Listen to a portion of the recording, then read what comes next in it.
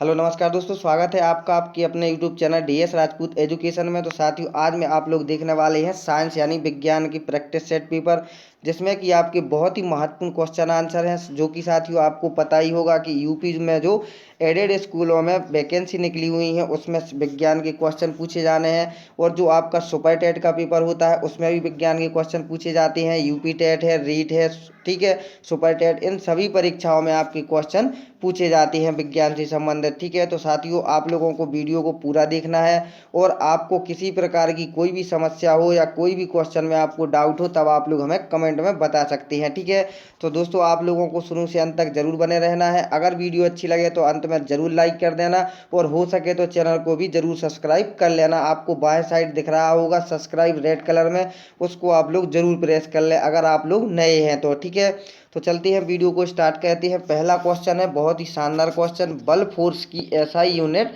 क्या है। तो बल फोर्स की एसआई यूनिट क्या होती है, आप लोगों को आता है तो आप लोग कमेंट करते चलिएगा। ठीक है, तो जो बल फोर्स की जो एसआई यूनिट होती है दोस्तों, इसका जो राइट आंसर होगा आपका वो न्यूटन हो जाएगा। ठीक है, तो दूसरा ऑप्शन आपका राइट हो जाएगा। तो अब केल्विन किसकी होती है, तो ताप की होती है केल्विन। ठीक है, ताप का मात्रक क्या होता है, केल्विन होता है। ठीक है, इसी प्रकार से पास्कल दिया हुआ है, तो पास्कल किसका है, दाब का है। जो वोल्ट है वो किसका है, बताइए आप लोग।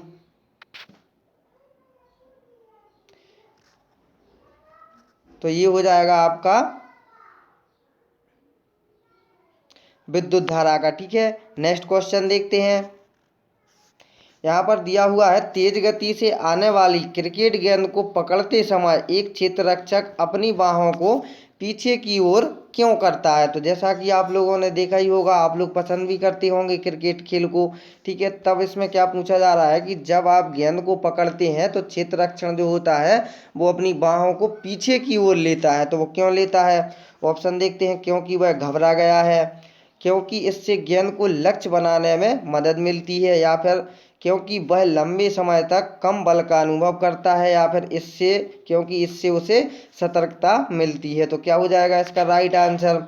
तो साथियों इसका जो राइट आंसर होगा कि अगर वो गेंद को पकड़ता है तो वो पीछे की ओर क्यों जाता है, क्योंकि वह लंबे समय तक कम बल का अनुभव करता है। ठीक है, तो यही आपका राइट आंसर हो जाएगा। ठीक है, नेक्स्ट क्वेश्चन देखते हैं। पृथ्वी के केंद्र पर एक पिंड का भार होगा। तो एक पृथ्वी के केंद्र पर पिंड का भार कैसा होगा, शून्य, अपरिमित, या फिर उतना ही जितना कि पृथ्वी की सतह पर है, या फिर उपर्युक्त में से कोई नहीं। तो क्या हो जाएगा इसका राइट आंसर। तो पृथ्वी के केंद्र पर जो गुरुत्वीय त्वरण होता है वो जी बराबर आपका शून्य होता है। तो पृथ्वी के केंद्र पर भार कितना होगा, एम इंटू जी हो जाएगा आपका। तब आप लोग करेंगे एम इंटू जीरो। ठीक है, तो कितना हो जाएगा आपका, तो वो शून्य हो जाएगा। ठीक है, तो इसका जो राइट आंसर होगा वो आपका पहला विकल्प राइट हो जाएगा। ठीक है, नेक्स्ट देखते हैं। बहुत ही शानदार क्वेश्चन है, रेफ्रिजरेटर निम्नलिखित में से किस सिद्धांत पर काम करता है। तो आपको रेफ्रिजरेटर का बताना है। ठीक है, तो ओस्मोसिस के आधार पर, केंद्रापसारण के आधार पर, या फिर फैलाव के, या फिर बाष्पीकरण के आधार सिद्धांत पर काम करता है। तो किस प्रकार से काम करता है आपका रेफ्रिजरेटर, आप लोग जान सकते हैं इसको पढ़ करके। ठीक है, तो इसका जो राइट आंसर होगा साथियों वो हो जाएगा आपका बाष्पीकरण के सिद्धांत पर काम करता है रेफ्रिजरेटर। ठीक है, तो रेफ्रिजरेटर क्या होता है, एक घरेलू उपकरण है जो खाद्य पदार्थों आदि को ठंडा बनाए रखकर उनको जल्दी खराब होने से बचाता है। ठीक है, यह बाष्पीकरण के सिद्धांत पर कार्य करता है। ठीक है, नेक्स्ट क्वेश्चन देखते हैं।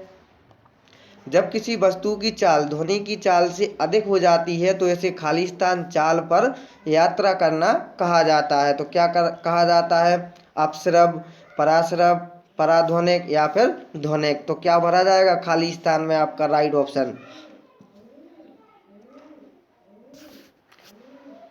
जल्दी से कमेंट करिएगा दोस्तों इसका राइट आंसर। तो दोस्तों इसका जो राइट आंसर आपका होगा वो क्या हो जाएगा, तो आपका हो जाएगा पराध्वनिक। ठीक है, चाल पर यात्रा करना कहा जाता है। ठीक है, तो जब कोई पिंड वस्तु ध्वनि की चाल 1 मैक से भी अधिक चाल से गति करता है तो उसे अपन क्या कहते हैं, पराध्वनिक चाल कहते हैं। ठीक है, नेक्स्ट देखते हैं। सर्च लाइट का परावर्तक कौन सा हो जाएगा? तो सर्च लाइट का परावर्तक क्या होगा? उत्तल दर्पण, अवतल दर्पण, बेलनाकार दर्पण या फिर समतल दर्पण। तो क्या होगा इसका राइट आंसर? तो दोस्तों इसका जो राइट आंसर होगा आप लोग कमेंट करिए अगर आपको आता है इसका राइट आंसर तब। तो साथियों इसका जो राइट आंसर होगा वो हो जाएगा आपका अवतल दर्पण। ठीक है, तो सर्च लाइट का जो परावर्तक अवतल दर्पण का बना होता है। अवतल दर्पण का प्रयोग मोटर गाड़ियों की हेडलाइट में, नाई की दुकान में लगे दर्पण में, आंख कान व नाक के डॉक्टरों द्वारा प्रयोग किए जाने वाले दर्पण आदि में होता है। क्या होता है? अवतल दर्पण होता है। ठीक है, नेक्स्ट देखते हैं। एक वस्तु को 10 सेंटीमीटर की फोकल लंबाई वाले एक उत्तल लेंस के मुख्य अक्ष पर रखा जाता है। यदि लेंस से वस्तु की दूरी 30 सेंटीमीटर है तो प्रतिबिंब कितनी दूरी पर बनेगा? तो कितनी दूरी पर बनेगा? तो इसका आपको सूत्र बता दें दोस्तों। इसका जो सूत्र होता है 1/b माइनस 1/u बराबर 1/f होता है। तो u कितना होगा आपका? 30 सेंटीमीटर हो जाएगा। ठीक है, और जो f होगा आपका वो हो जाएगा 10। तब आप लोग इसके हिसाब से रख सकते हैं। ठीक है, तो कैसा रखेंगे? 1/30 बराबर 1/10। यहाँ पर आगा आपका UB पूछा गया है। ठीक है, तब आप लोग इसका लासा लोगे तो कितना आएगा? 30। तो ठीक है, तो 1 आ जाएगा, यहाँ पर कितना आ जाएगा? 3 आ जाएगा। ठीक है, तब आपका कितना बचेगा? यहाँ पर सही हिसाब से कर लेते हैं अपन लोग 30। ठीक है, बराबर 1/10। तो इसका लासा लेंगे तो 30 आएगा, यहाँ पर 1 आ जाएगा, यहाँ पर बड़ा माइनस लगेगा। ठीक है, ये अपना A1/V हो जाएगा। तो ये पूछना है अपन को, तो इस साइड आ जाएगा। यहाँ पर 10 तिया 30 यानी कि 3 आ जाएगा। तो 3 में से 2 हो जाएगा तो कितना? 2/30। तो 2 से अपन 30 को काटेंगे, कितना बार कटेगा?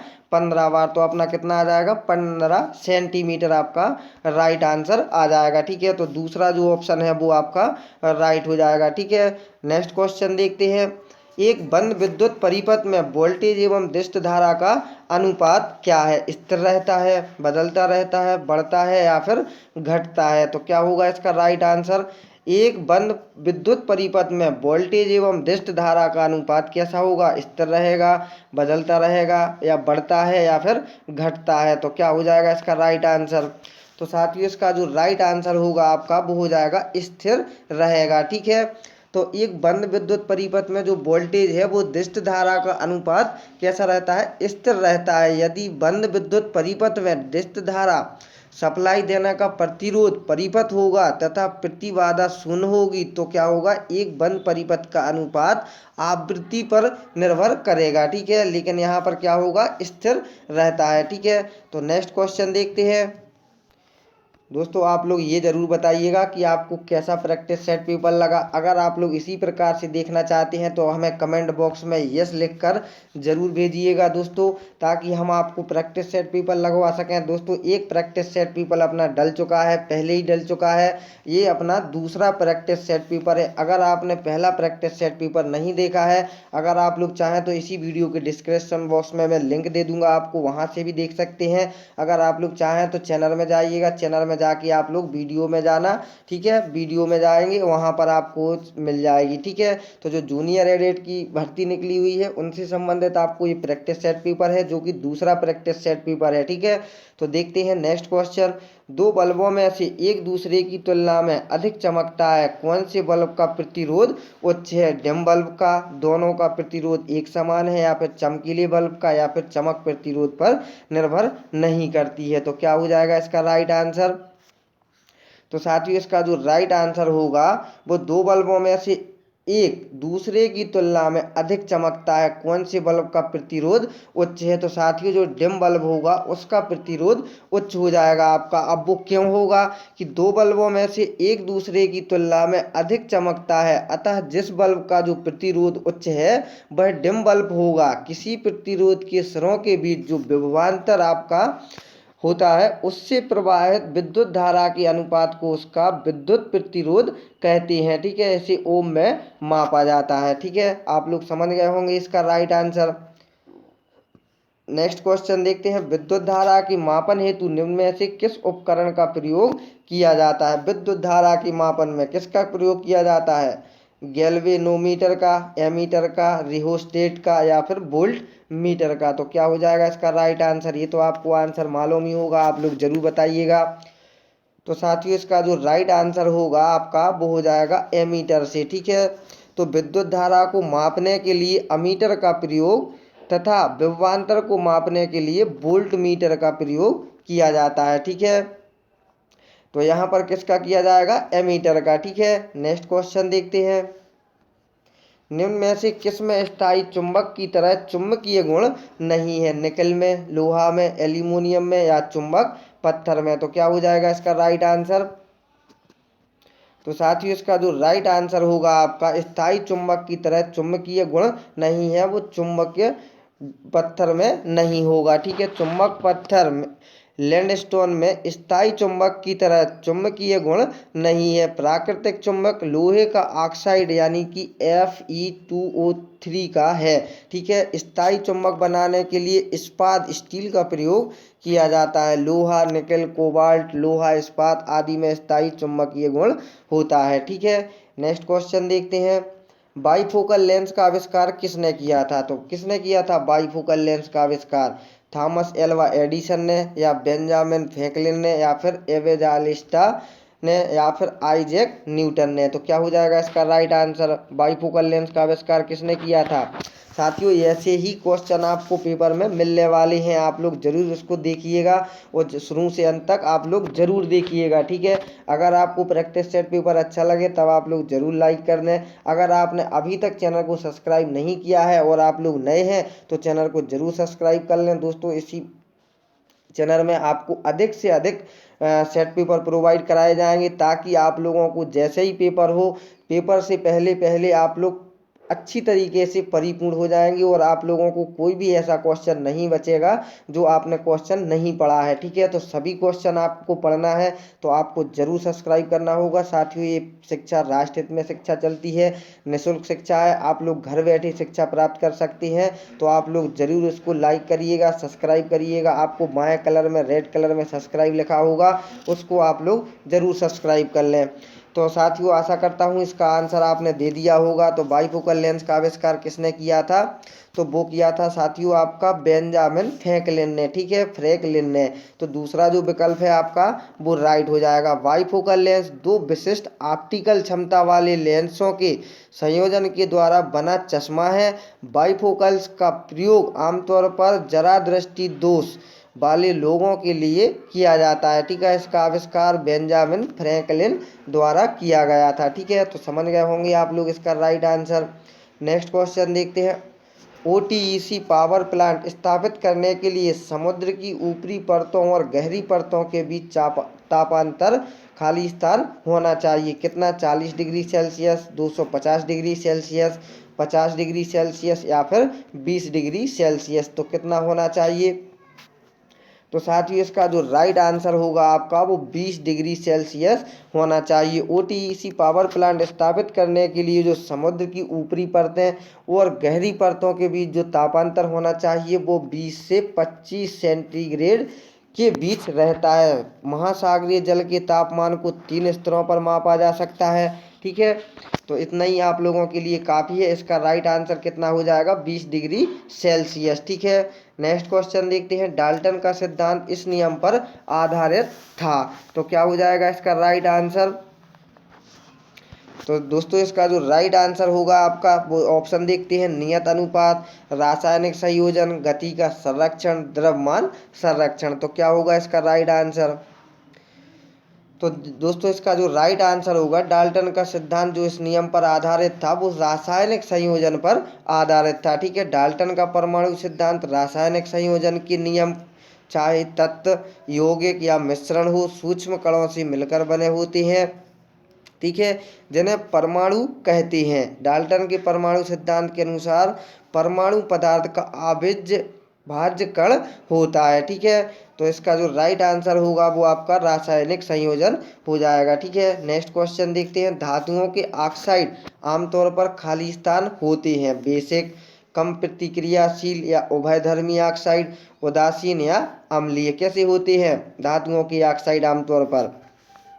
तो साथियों धातुओं के जो ऑक्साइड आमतौर पर होते हैं वो बेसिक आपके होते हैं, ठीक है। तो धातुओं के जो ऑक्साइड हैं वो आमतौर पर बेसिक या क्षारीय होते हैं। ऑक्साइड वे रासायनिक यौगिक होते हैं जिनमें कम से कम एक ऑक्सीजन परमाणु और एक अन्य तत्व हो, ठीक है।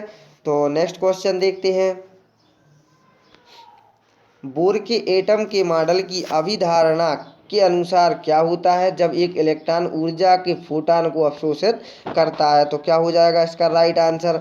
ऑप्शन देखते हैं। यह एक ही कक्षा में रहता है लेकिन तेजी से दोलन करता है, यह प्रकाश ऊर्जा उत्सर्जित करता है, यह भीतरी कक्षा में जाता है, या फिर यह अगली बाहरी कक्षा में जाता है। तो क्या हो जाएगा इसका राइट आंसर?